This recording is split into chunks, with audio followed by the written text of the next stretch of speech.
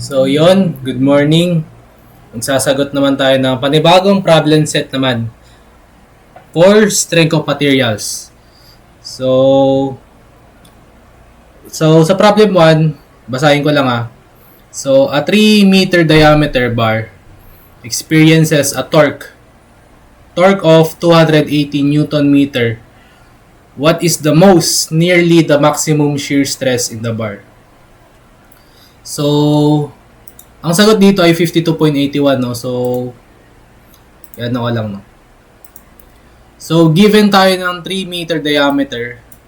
Ayan, 3-meter diameter. And a torque, no? Torque na 280 Newton meter. What is the maximum or most nearly the maximum shear stress in the bar? So, alam naman natin na maximum shear stress na or SS max ng plate na to is 16T pi d cube. Ayan. Meron tayo nito. So, masosolve na natin yung maximum shear stress. So, alam naman natin yung torque, di ba? Umiikot yan dito. Umiikot yan dyan. So, ito yung diameter natin. Ayan yung diameter natin. So, salpakan na lang to, no? So, SS max is 16. Yung T natin, 280. So, 280. Ayusin ko lang yung sulat, 280 Newton meter.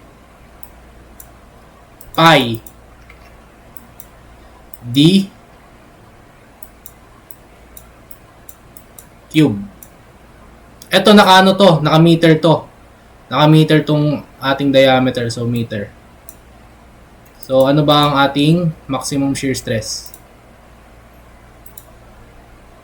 16 times 280 divided by pi shift pi times 3 raised to cube.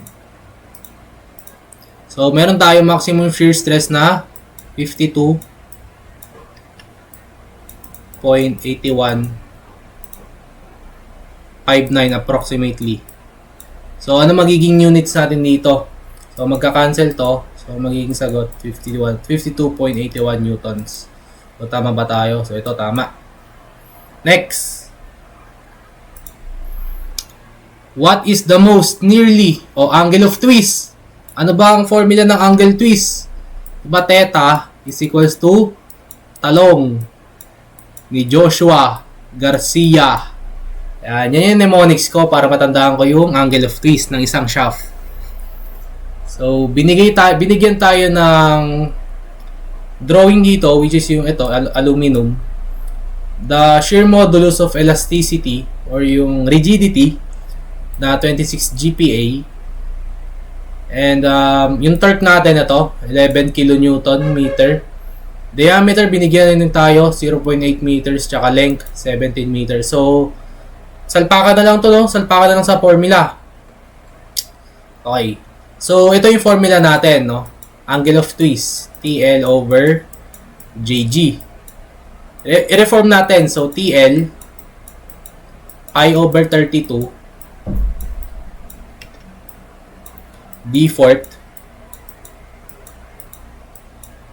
times the rigidity. Etong J, yan yung polar moment of inertia measured in mm raised to the fourth or inches fourth. Etong rigidity measured in gigapascal or megapascal. Etong torque measured in ano yan? lb inch or newton millimeter. Pero dito sa problem natin naka kilonewton meter. So convert na lang natin mamaya. Etong yung L, yan yung ating length measured in meters or inch. So salpak na lang natin, no. So, lagyan natin dito. So, theta will be TL, 11 kN, 11 kN meter. So, sa 1 kilonewton, meron tayong 1,000 newtons. 1 kilonewton. Sa 1 meter, meron tayong 1,000 millimeters. So, convert ko na lang, no, para maging ano to, yung sagot natin.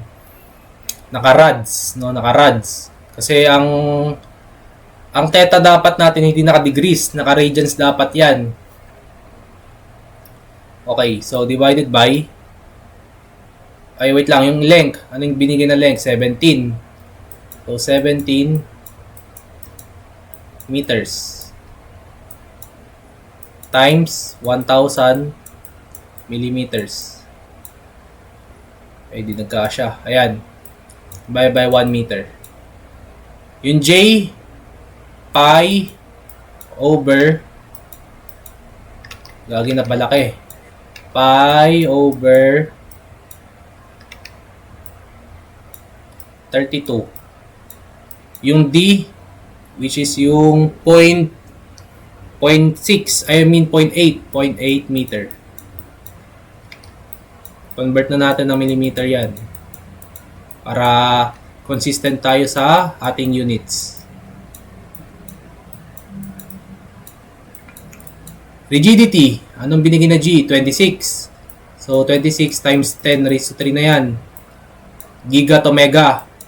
So 6 yan, 26 times 10 raised to 6. Divide mo na lang ng 10 raised to 3, which is yung megapascal. So lalabas dito naka-newton millimeter squared. Diba? So, compute na natin. So, ito magka-cancel. Lahat magka-cancel yan. Kilonewton, kilonewton, newton, newton, mm squared, mm, meter, meter, mm, meter, millimeter, meter, meter. So, ang lalabas na sagot dito ay naka-radians. So, 11 times 1,000 times 1,000 times 17 times 1,000 divided by pi and shift pi over 32 times 0.8 times 1,000 times 26 raised to cube. So, ilan yan? Naka-radians. So, ano na natin to? Convert na lang natin. In 1 degree, ilang radians yun? 360. Divide mo na ng 2 pi. Gagi mali. Wait lang. Parang lumaki yung ko dito. Parang may mali ako dito. Ayun, di pala naka-fourth. Ano nga sinasabi ko, hindi pala naka-fourth to. Naka-fourth dapat to, yung D4. Kasi polar moment of inertia to yung J Okay. Muntik na tayo rin Raise to... mali.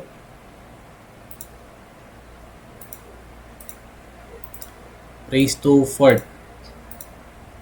So, 1.788 times lang natin to ng convert na natin ng radians. 360 2 pi.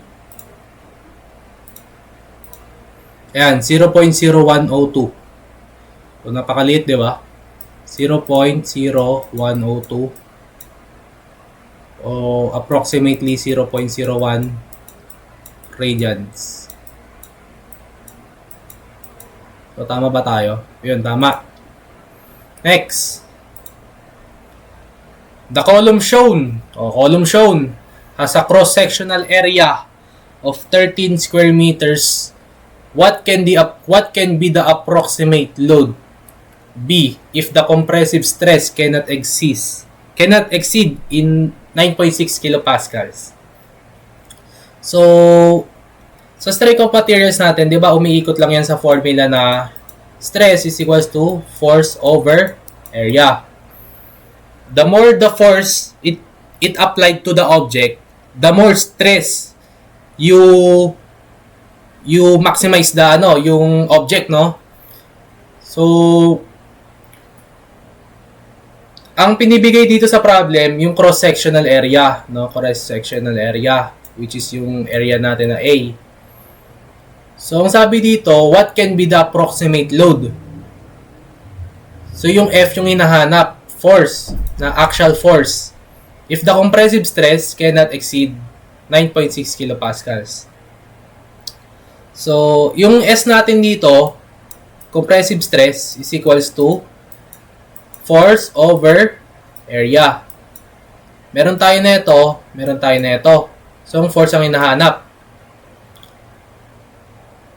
Ilagay na lang natin yung mga values dito. So, 9.6 kilonewton meter squared is equals to force yung hinahanap over the area. So, 13 square meters. Cancel to, cancel to. So, F is equals to 9.6 times 13. Ilan yan? Yung F natin will be 9.6 times 13. So, meron kang 124.8 kilonewton. Ayan. So, yun. Tama naman tayo sa sagot natin. Kung gusto mo naman maging maging newtons yung sagot mo, times mo na 1,000. So, di ba, napakalaki, di ba? Pag nag-apply ka ng force, ng ganyang kalaki yung force, mataas ang ma-apply mong stress sa object. So, yun lang naman, no? So, magbibigay din ako ng mga panibagong problems para ma-practice din kayo. So, yun lang naman.